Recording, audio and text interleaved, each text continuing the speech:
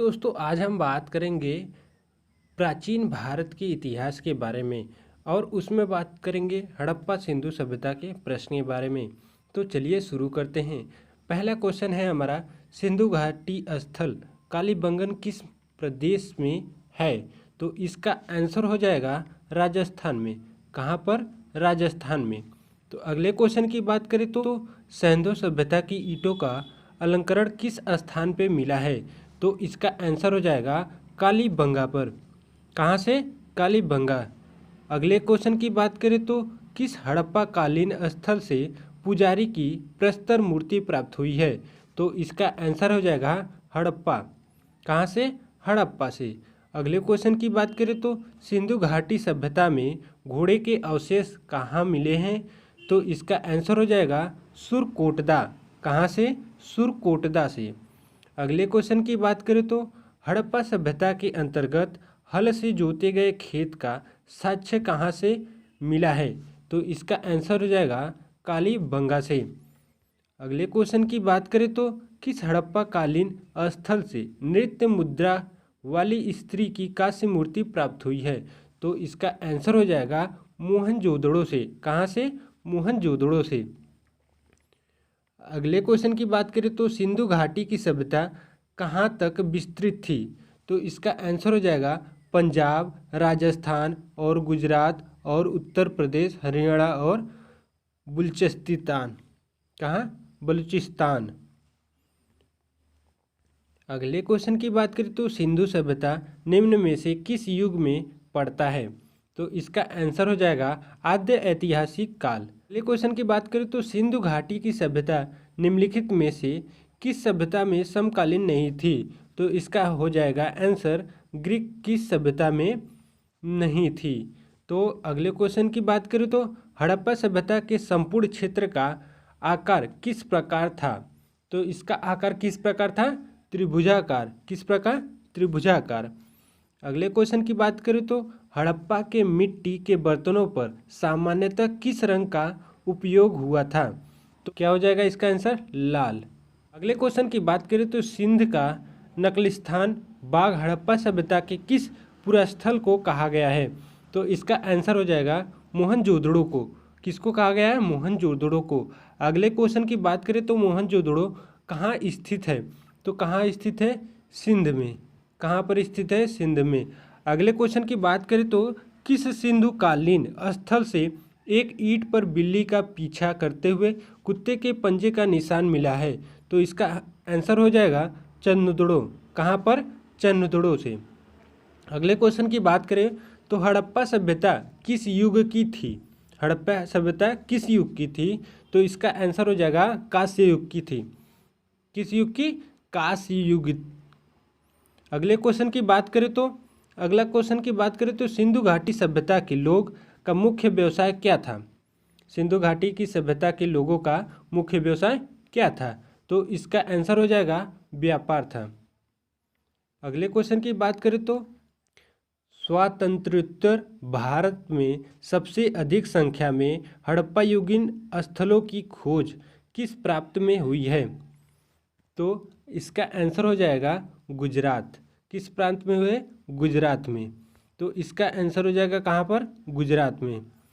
चलिए अगले क्वेश्चन की बात करें तो निम्नलिखित में से कौन सा हड़प्पा कालीन स्थल गुजरात में था? तो इसका आंसर हो जाएगा लोथल। क्या हो जाएगा? लोथल। अगले क्वेश्चन की बात करें तो निम्नलिखित में से कौन सी फसल हड़प्पा कालीन लोगों द्वारा उत्पादित नहीं किया जाता है? तो इसका आंसर हो जाएगा दालें। इसका आंसर हो जाएगा दालें। अगले क्वेश्चन की बात करें तो सिंधु सभ्यता के घर किससे बनाए जाते थे? तो किससे बनाए जाते थे? ईंटों से। ईंटों से सिंधु सभ्यता का घर बनाए जाते थे उस समय। अगले क्वेश्चन की बात करें तो मोहनजोदड़ो का किस एक अन्य नाम से भी जाना जाता है? तो इसका आंसर हो जाएगा मृतकों का टीला।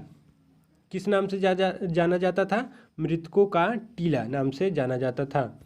अगले क्वेश्चन की बात करें तो निम्नलिखित में कौन सा सिंधु स्थल समुद्र तट पर स्थित नहीं था? तो इसका आंसर हो जाएगा कोट दीजी। क्या हो जाएगा? कोट दीजी। चलिए अगले क्वेश्चन की बात करें तो निम्नलिखित में से कौन मोहनजोदड़ो की सबसे बड़ी इमारत मानी जाती है? तो इसका आंसर हो जाएगा विशाल अन्नागार, विशाल अन्नागार या धान्य कोठार। इसको विशाल अन्नागार या धान्य कोठार भी कहा जाता था। अगले क्वेश्चन की बात करें तो निम्नलिखित में विद्वानों में से हड़प्पा सभ्यता का सर्वप्रथम खोजकर्ता कौन था? तो इसका आंसर हो जाएगा दयाराम साहनी, इसके सबसे पहले खोजकर्ता थे। तो अगले क्वेश्चन की बात करें तो सैंधव स्थल के उत्खनन से प्राप्त मुहरों पर निम्नलिखित में से किस पशु का सर्वाधिक उत्कीर्णन हुआ है?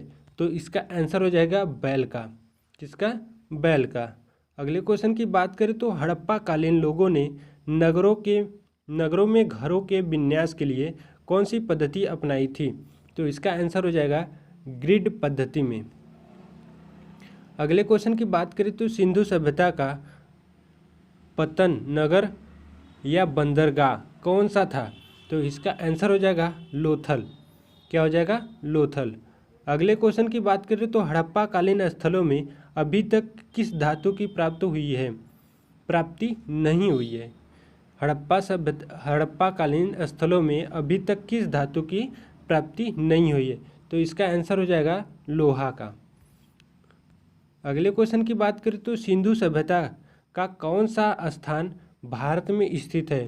तो इसका आंसर हो जाएगा लोथल। अगले क्वेश्चन की बात करें तो किस पशु के अवशेष सिंधु घाटी सभ्यता में प्राप्त हुए हैं? तो इसका आंसर हो जाएगा शेर।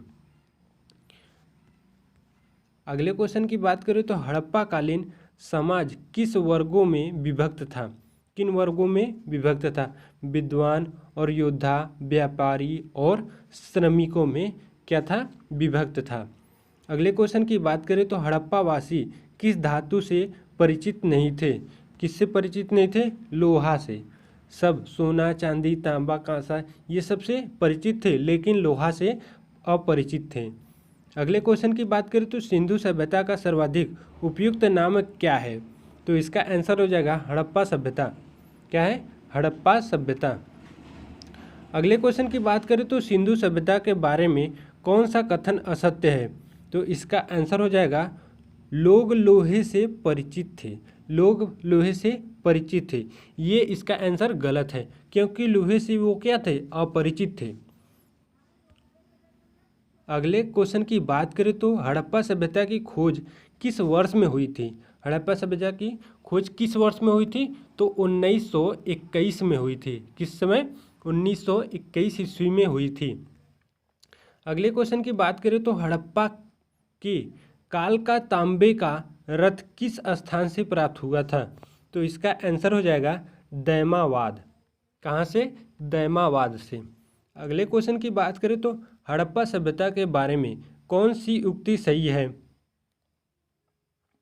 तो इसका आंसर हो जाएगा उन्होंने पशुपति का सम्मान करना आरंभ किया था।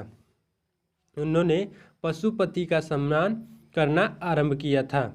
अगले क्वेश्चन की बात करें तो हड़प्पा कालीन स्थल रोपड़ पंजाब किस नदी के किनारे स्थित था? तो इसका आंसर हो जाएगा सतलज नदी। किस नदी से? सतलज नदी। चलिए अगले क्वेश्चन की बात करें तो मांडा किस नदी के किनारे स्थित था? तो इसका आंसर हो जाएगा चेनाब। यदि मेरा वीडियो पसंद आए तो चैनल को लाइक एवं सब्सक्राइब जरूर कीजिएगा। ऐसे ही हम डेली वीडियो बनाते रहेंगे और आप लोगों को ऐसे ही याद करवाते रहेंगे। हर एग्जाम के लिए ये इम्पोर्टेंट है, बहुत ही इम्पोर्टेंट है। देखिए यहाँ पर सब लिखा है, उत्तराखंड PCS प्री 2016 में पूछा गया है, और यहाँ पर SSC, और यहाँ पे देखिए SSC CGL 2015 में पूछा गया है। ये हर बार पूछा जाता है क्वेश्चन, आप लोग इसको रट लीजिएगा।